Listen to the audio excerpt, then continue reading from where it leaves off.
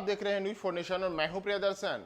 बिहार में कल होने जा रहे एमएलसी चुनाव के लिए सब तैयारियां पूरी हो चुकी हैं और विशेषकर अगर हम गया शिक्षक निर्वाचन क्षेत्र की बात करें तो गया शिक्षक निर्वाचन क्षेत्र में इस बार मुख्य मुकाबला भारतीय जनता पार्टी के जीवन कुमार और मौजूदा जदयू एमएलसी संजीव श्याम के बीच है। दरअसल 5 सीटों के लिए होने जा रहे कल के मतदान में गया शिक्षक निर्वाचन क्षेत्र उन सीटों में शामिल है जहां कई बड़े बड़े राजनीतिक उलटफेर पिछले चुनाव में देखने को मिले हैं। दरअसल अगर हम वर्ष 2017 के चुनाव की बात करें तो वर्ष 2017 के चुनाव में संजीव श्याम ने यहां जीत हासिल की थी। उस चुनाव में इसलिए उलटफेर की बात क्योंकि संजीव श्याम उस चुनाव में रालोसपा के उम्मीदवार थे। रालोसपा यानी कि उपेंद्र कुशवाहा की पार्टी, लेकिन उन्होंने वहां से चुनाव जीत करके एक बड़ा उलटफेर किया था। तो वहीं इस बार जो चुनाव है, इस चुनाव में वे अब जदयू में शामिल हो चुके हैं। रालोसपा जो पार्टी थी वह रालोसपा पार्टी अब समाप्त हो चुकी है। उपेंद्र कुशवाहा ने राजनीति में अब अलग राह पकड़ ली है और संजीव श्याम अब नीतीश कुमार के साथ आकर के और उनके जदयू में शामिल हो चुके हैं। नीतीश ने उन पर ही भरोसा जताते हुए उन्हें जदयू उम्मीदवार के तौर पर गया शिक्षक निर्वाचन क्षेत्र से उम्मीदवार बनाया है। वहीं दूसरी ओर भारतीय जनता पार्टी ने जीवन कुमार के रूप में एक ऐसे चेहरे को सामने लाया है जो पिछले लंबे अरसे से गया शिक्षक निर्वाचन क्षेत्र में उनकी मांगों, उनकी विभिन्न जो लंबित प्रक्रिया है उन सब के लिए आवाज मुखर करते रहे हैं। तो जीवन कुमार पर भारतीय जनता पार्टी ने बड़ा दांव खेला है और भारतीय जनता पार्टी जीवन कुमार के सहारे गया शिक्षक निर्वाचन क्षेत्र पर अब कमल खिलाने की तैयारी में है। दरअसल अगर हम जीवन कुमार की बात करें तो जीवन कुमार लंबे अरसे से इस बातों को दोहराते रहे हैं कि संजीव श्याम जब वहां से चुनाव जीते तो चुनाव जीतने के बाद वो शिक्षकों की सारी समस्याओं को भूल चुके हैं।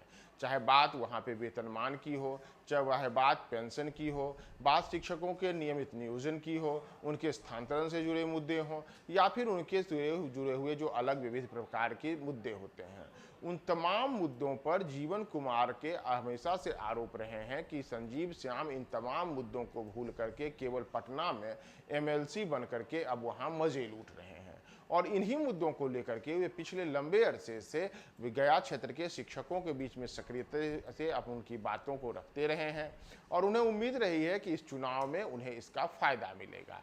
यही बड़ी वजह रहे कि शिक्षकों के बीच में काफी लोकप्रिय माने जाने वाले जीवन कुमार को इस चुनाव में भारतीय जनता पार्टी ने बड़ा दांव खेलते हुए अपना उम्मीदवार बनाया और संजीव श्याम के मुकाबले उन्हें खड़ा किया। लेकिन अगर हम संजीव श्याम की बात करें तो संजीव श्याम, जैसा मैंने आपको बताया कि वर्ष 2017 के चुनाव में रालोसपा उम्मीदवार के चुनावी रूप में चुनाव जीते थे और अब वे पार्टी बदलकर जदयू में आ गए हैं, तो उन्हें एक और तो जहां जीवन कुमार के रूप में भाजपा से चुनौती मिल रही है, तो वहीं दूसरी ओर उपेंद्र कुशवाहा भी अपने इस साथी को इस चुनाव में हराने के लिए जोर शोर से लगे रहे हैं। कल चुनाव प्रचार समाप्त हो गया, लेकिन जो भीतर खाने की खबर है उसमें यह भी कहा जा रहा है कि संजीव श्याम को इस चुनाव में हरा करके एक तरीके से उपेंद्र कुशवाहा नीतीश कुमार को एक कड़ा और सख्त संदेश देना चाहते हैं कि आप हमारे लोगों को तोड़ करके, हमसे अलग करके कोई ऐसा गुल नहीं खिलाइएगा जो कि आपकी जीत के रूप में परिणित हो। तो जदयू का तीर वहां निशाने पे न लगे, इसके लिए उपेंद्र कुशवाहा भी संजीव श्याम के खिलाफ कहा जा रहा है कि लगातार जोर शोर से फील्डिंग कर रहे थे। यहां तक कि पिछले दिनों जब उपेंद्र कुशवाहा ने अपनी एक यात्रा के दौरान उन इलाकों का दौरा किया था तो उन जगहों पर भी इस बात की चर्चा हुई थी कि आखिर संजीव श्याम को वहां के शिक्षक वोट क्यों दें और इसी के लेकर के उन्होंने उनके खिलाफ जोरदार तरीके से आवाज़ बुलंद की थी। तो एक तरीके पर जहां संजीव श्याम को भारतीय जनता पार्टी से चुनौती मिल रही है तो दूसरी ओर उन्हें भीतर खाने उपेंद्र कुशवाहा की चुनौतियों का भी सामना करना पड़ रहा है। तो ऐसे में अब सबसे महत्वपूर्ण होगा कि भारतीय जनता पार्टी के जीवन कुमार क्या गया शिक्षक निर्वाचन क्षेत्र से अब बार कमल खिला पाते हैं या फिर वहां पे संजीव श्याम का तीर फिर से निशाने पे लगता है। गया शिक्षक निर्वाचन क्षेत्र की अगर हम बात करें तो इसका एक लंबा विस्तारित एरिया है। इसमें गया, जहानाबाद, औरंगाबाद, अरवल, रोहतास, कैमूर, भोजपुर और बक्सर जिले शामिल हैं। इस बार के चुनाव में यहाँ 7 उम्मीदवार भी चुनाव मैदान में हैं, लेकिन जैसा मैंने आपको बताया कि मुख्य मुकाबले में इन दोनों को माना जा रहा है। हालांकि अभिसार शर्मा जो कि जन सुराज पार्टी यानी कि प्रशांत किशोर की पार्टी के साथ में जुड़े रहे हैं, वह भी इस चुनाव में जोर शोर से काफ़ी चुनाव प्रचार किए हैं। इसके अलावा प्रोफेसर BN सिन्हा भी एक ऐसे नाम हैं जिन्होंने इस चुनाव के पूर्व लगातार जोरदार तरीके से शिक्षकों की आवाज़ को उठाया है।